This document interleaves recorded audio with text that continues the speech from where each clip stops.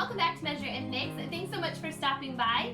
Today I'm going to be participating in the Ultimate Fall Wreath playlist, which is being hosted by Kristin K and Natalie from Design to the Nines. I love both of their channels. I will link them down below in my description box so you can check them out. They've created a playlist for all of us to add our videos to for our fall wreaths.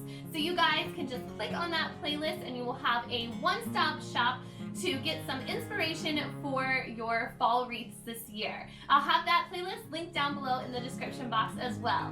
Alright, so for my wreaths, I'm going to be making 3 of them from Dollar Tree items. They are all budget friendly and really easy to make, so let's get started. For the first wreath, it's pretty simple. I'm just going to be using some of these cattails from Dollar Tree. I have 3 different colors, and I actually have 10 of these, but I'm only going to be using 8 for this wreath.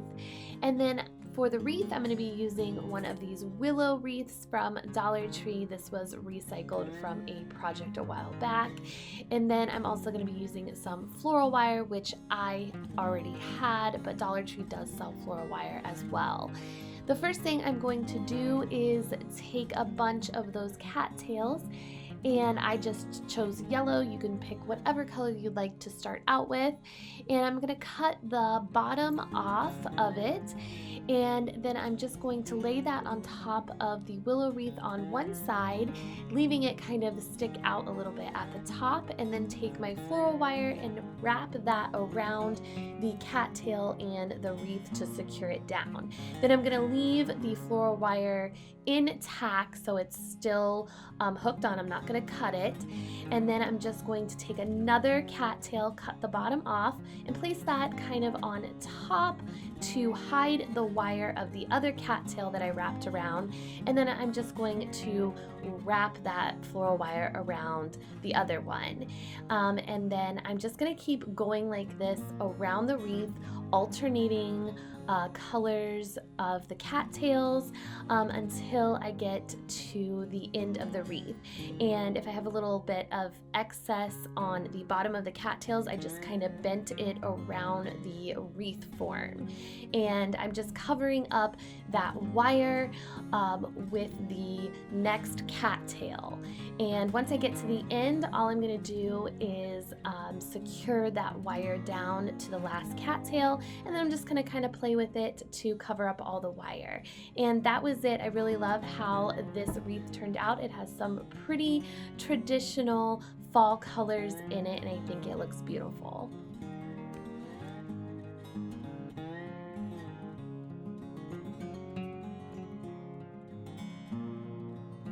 For the second wreath, I'm going to be using one of these pizza pans from Dollar Tree. I'm just going to remove the paper from the front of it, but I'm actually going to be using the back of the pizza pan. So I just flipped that over, and I'm going to be painting it with this gray paint that I had. It's just a regular paint. It's not chalk paint. It's just something I had lying around already, and I just painted 2 coats of that onto the pan and let that dry. Then I came back with a little bit of white paint, which is actually the same brand as the gray paint, so it's just regular paint, and I dry brushed that onto the pan. Then once that was dry, I decided to take a little bit of the Waverly chalk paint in the color Agave, and I mixed it with a little bit of that white, and then I dry brushed that on top of the pan. And then I just kind of went back and forth between these 3 colors to get the color that I wanted this pan to be. So if it was too dark in one spot, I came back with the gray and covered it up, and vice versa. So lastly, after that was dry, I decided to come in with some stain and dry brush that onto the top of the pan to make it look more like an old weathered wood board. And then I came back with a little bit of gray if I needed to, and did the same thing until I got it the way I wanted it. Next, I just went on to my computer and I found a font that I liked, and I printed out the words "Hello Pumpkin," and then I just cut those words out. After the words were all cut out, I flipped the pieces of paper over and I shaded the back of them with my pencil. And then once that was finished, I just flipped the word pumpkin over and I placed that towards the bottom of my pizza pan, just where I liked it. And then I took my pencil and traced over the lettering, and that transferred that shaded pencil markings onto my pizza pan. And then I did the same thing with the word hello. I just cut it a little bit smaller, you can see here, just so I could figure out where exactly I wanted that word hello at. I wasn't sure at first, and I finally figured it out. And then I came back again with my pencil and traced over the lettering, and it transferred really well. And then I just took a black Sharpie marker and traced over the pencil markings. You could use a paint pen, or you could use a paintbrush and paint whatever you have on hand. I just found that a black Sharpie marker worked out pretty well. I just had to go over it a couple times. Next, to make a hanger for this wreath, I took a piece of burlap ribbon.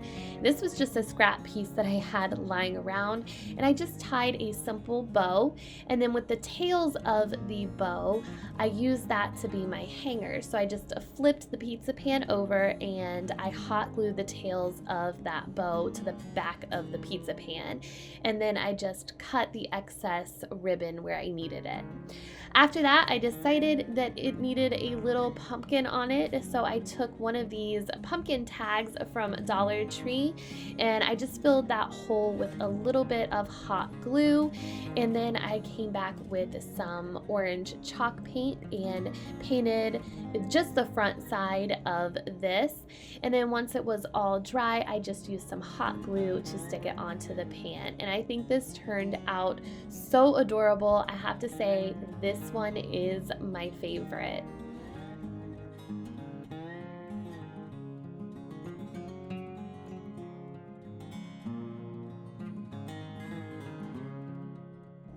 For the last wreath, I'm going to be using one of these pumpkin wreath forms from Dollar Tree.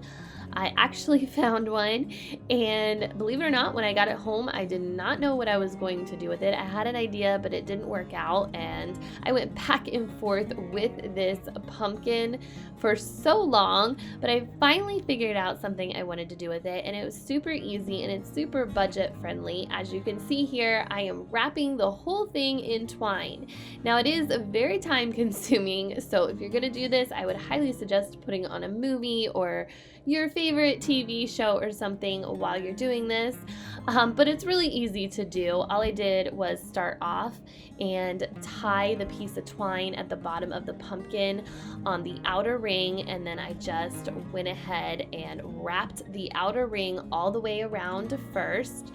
And then once I got that all wrapped, I just tied it off, and I added a little bit of hot glue to kind of secure it down to make sure that the twine would stay in place.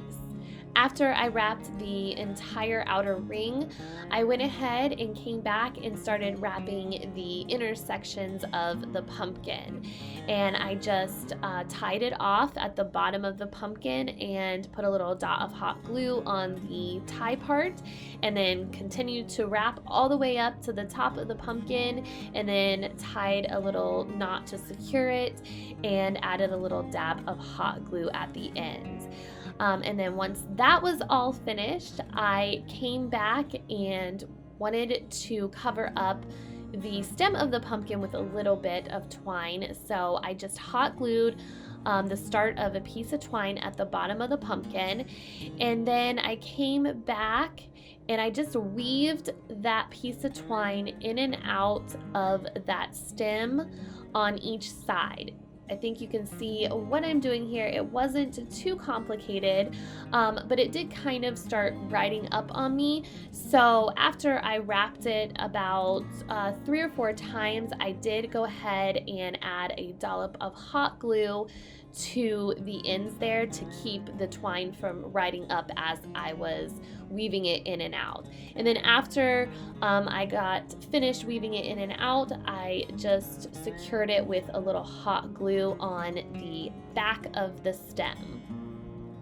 Now that the pumpkin is all covered in twine, I'm coming back with some of these orange hydrangeas from Dollar Tree. I have 2 bunches of them, and I am just going to pluck the smaller bunches off the stems of them. So I have 8 little bunches of hydrangeas.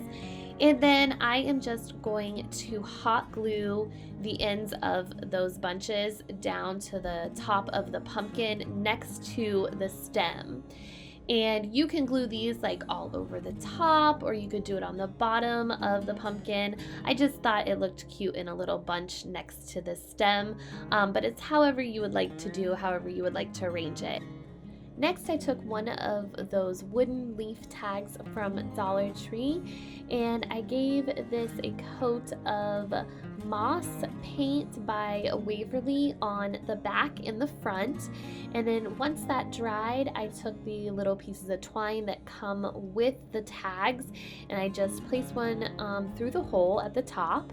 And then I wrote with my Sharpie just the word welcome onto the leaf, and then I tied the leaf at the top around the stem of the pumpkin. And then I did go ahead and hot glue that leaf to the middle of the pumpkin, and I think this turned out so cute, even though it did take a while to make.